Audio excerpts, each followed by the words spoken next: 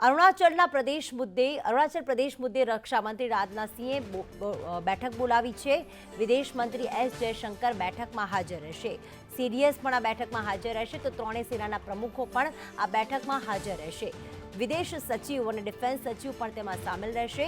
અરુણાચલના તવાંગમાં ચીને અવળચંડાઈ કરી હતી। ચીનના 300 સૈનિકો એલએસી પાસે ધસી આવ્યા હતા। ચીની સૈનિકોને ભારતીય સૈનિકોએ પરત ખદેડ્યા છે તો ભારતના 6 જવાનો ઘાયલ થયા છે, હોસ્પિટલમાં સારવાર હેઠળ છે। अजय यादव हमारे साथ ही जुड़ाई गया है। अजय, रक्षा मंत्री की ओर से जो ये मुलाकात का आयोजन किया गया है उसमें कौन कौन उपस्थित है, किस बारे में चर्चा हो रही है?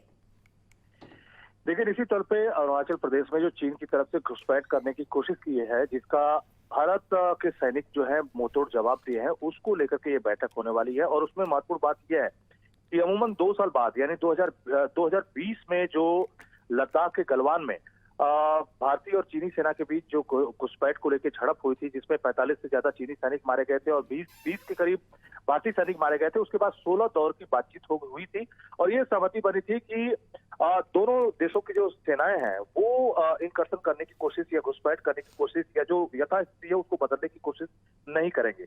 लेकिन अब जब लद्दाख में भारतीय सेना एक तरफ से डट चुकी है, 16 दौर की बातचीत हो चुकी है, तो अब चीन अपना फोकस पूर्वी भारत में यानी अरुणाचल प्रदेश में करने की कोशिश कर रहा है। हालांकि 300 के करीब जो सैनिक है, चीनी सैनिक हैं, वो भूटान से सटा हुआ एक इलाका है भारत चीन का बॉर्डर पे जो तवांग कहलाता है, वहां पर उन्होंने घुसपैठ करने की कोशिश की या एलएसी का जो यथास्थिति है उसकी भारत की एक चौकी उसको हटाने की कोशिश की, जिसका जवाब भारतीय सेना की तरफ से मुंहतोड़ तरीके से दिया गया, जिसमें चीनी सैनिक भी बड़ी संख्या में घायल हुए हैं और भारत के करीब 10 से 12 सैनिक भी घायल हुए हैं और उनको हॉस्पिटल में एडमिट कराया गया है।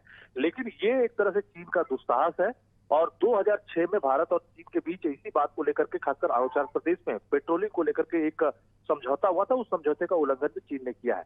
इसी सब को लेकर के एक बार फिर रक्षा मंत्री राजनाथ सिंह की तरफ से एक बैठक बुलाई गई है, जिसमें न सिर्फ सीडीएस बल्कि विदेश मंत्री और तीनों सेनाओं के जो प्रमुख हैं वो शामिल होंगे और इस बात पर चर्चा की जाएगी चीन की तरफ से जो हिमाकत की गई है या कह सकते हो दुस्साहस किया गया है उसको किस तरह से टैकल किया जाए, किस तरह से मुंहतोड़ जवाब देने की कोशिश की जाए।